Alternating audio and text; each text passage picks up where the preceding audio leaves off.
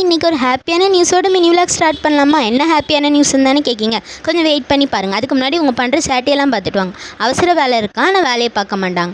இவங்களோட எப்போ முடியல போய் வேலையை பாருங்கன்னா உட்காந்து லேஸ் வெட்டி விளையாண்டுக்கிட்டு இருக்காங்க.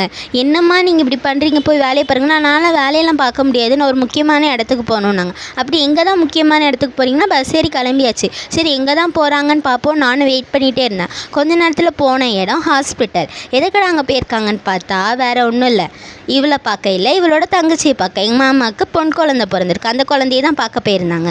ஆனால் இப்போ இதுக்கு முன்னாடி ஒருத்தி காமிச்சால் அவன் வந்து சரியான கேமரா அடிக்ட்டு. கேமரா எடுத்தால் சிரிப்பா இல்லைன்னா அழுவா. அந்த வீடியோலாம் நான் உங்களுக்கு ஒரு பாட்டு போட்டு எடிட் பண்ணியிருக்கேன், அது இன்னொரு நாள் ஆட் பண்ணுறேன்.